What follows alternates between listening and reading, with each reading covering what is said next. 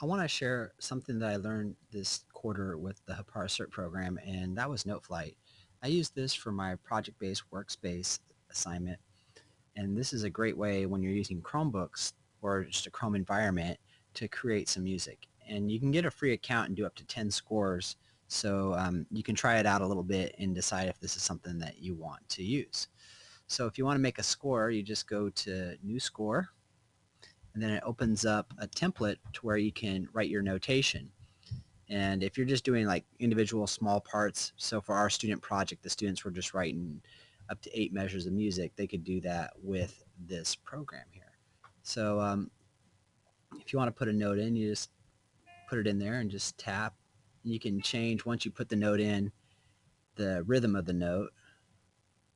So that'll make some eighth notes. So if I want it to go to a half note, I just switch it there.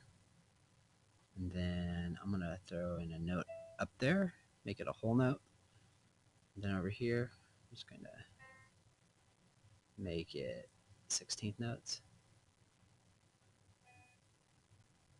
It's nice for students to be able to hear what they're playing, and they can also write music with notes that they know how to play.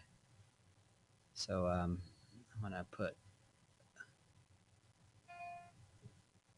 that note in, and then when you're ready to listen to it, you can go to play.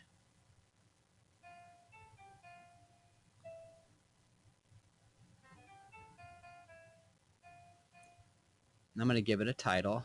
I'm going to call this a new song for Hapara, and composer will be me. And now I'm going to click on sharing, and I'm going to give everyone access to it. They can view it. I'm going to allow them to be able to edit it, just like a Google Doc. Allow people to be able to search it, and then let them copy. And if it's an activity template, you have to pay for the premium version.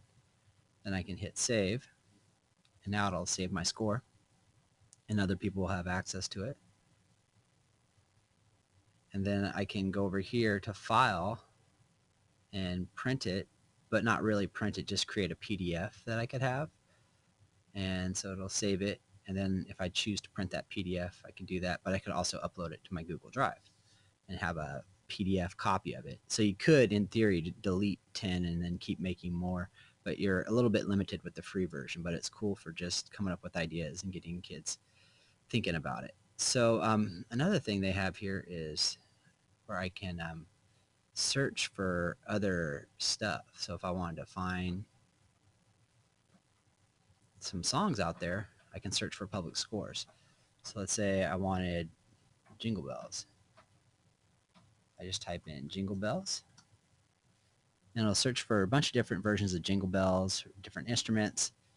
So say I wanted a flute part, I can click on this, and then I can discuss it, see there's a member there, I can follow them and be able to see other stuff they have. So I just hit play from start.